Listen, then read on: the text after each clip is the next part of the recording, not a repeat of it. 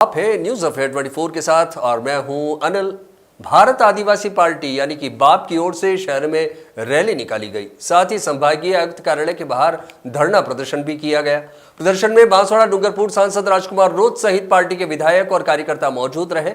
राजकुमार रोत ने कहा कि पिछले साल जनजातीय क्षेत्र के लिए जारी 1500 करोड़ के बजट का उपयोग नहीं किया गया है, जबकि जनजातीय क्षेत्र में शिक्षा को लेकर चिकित्सा की सुविधा तक से लोग वंचित हैं। इस क्षेत्र में कोई सुविधा नहीं दी जा रही है। उन्होंने सवाल उठाया कि क्या ये बजट भ्रष्टाचार की भेंट चढ़ चुका है। रोत ने सरकार पर भी जमकर बोला है। वर्तमान में जो डबल इंजन की सरकार का जो दावा करते हैं, उन सरकार को मेरा संदेश है। और साथ ही आज भारत आदिवासी पार्टी की तरफ से उदयपुर हमारे जनजाति आयुक्त साहब के यहाँ पर ज्ञापन कार्यक्रम रहा हमारा। ये एक गंभीर विषय है कि अनुसूचित जनजाति के उद्धार के लिए, इस क्षेत्र के विकास के लिए, भौतिक सुविधाओं को सुधारने के लिए पिछले बजट में 1500 करोड़ का जो बजट घोषणा हुई थी और ये पूरा साल बीतने आ गया। इसी 19 तारीख को नया बजट आ रहा है, लेकिन दुर्भाग्य की बात यह है टीएडी मंत्री जी का जो सोच, उनके कार्यशैली की वजह से उस बजट का 1 रुपया खर्च नहीं हुआ है।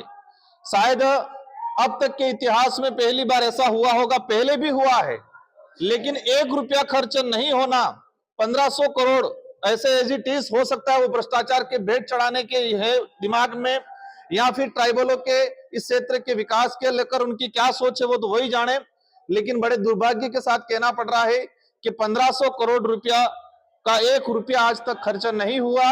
हम आदिवासी बाहुल्य क्षेत्र के अंदर देखा जाए, स्वच्छ परियोजना के तहत माँ बाड़ियां चल रही है और माँ बाड़ियों में जो शिक्षक लगा है वो उसका पेमेंट नहीं मिल रहा है। जो बच्चे पढ़ रहे हैं पूरे अनुसूचित क्षेत्र के अंदर 90,000 के आसपास माँ बाड़ियों के अंदर बच्चे पढ़ रहे हैं। छात्रावासों के अंदर 40-45 हजार मतलब 1.5 लाख बच्चे आदिवासियों के, और इस सरकार में उनको भौतिक सुविधा नहीं मिल रही है, ना खाने की सुविधा मिल रही है, ना रहने की सुविधा मिल रही है, और उसमें काम करने वाले जो कार्मिक है, जो शिक्षा कर्मी है, उनको भुगतान नहीं हो रहा है। ये वर्तमान डबल इंजन की सरकार में पता नहीं दोनों इंजन दोनों तरफ खींच रहे हैं। उस वजह से इस आदिवासी बाहुल्य क्षेत्र को 25 साल पीछे ले जाने का काम किया है इस 1 साल के अंदर। तो हमारी सरकार से मांग है कि इतनी जो आपकी डबल इंजन की सरकार विकास की बात करते हो, अमृत काल की मोदी जी बात करते हैं, तो उनकी सरकार, उनके ही भजनलाल जी और हमारे बाबूलाल जी दोनों ने मिलके इस क्षेत्र का ही नहीं पूरे राजस्थान का बंडा डाल कर दिया है।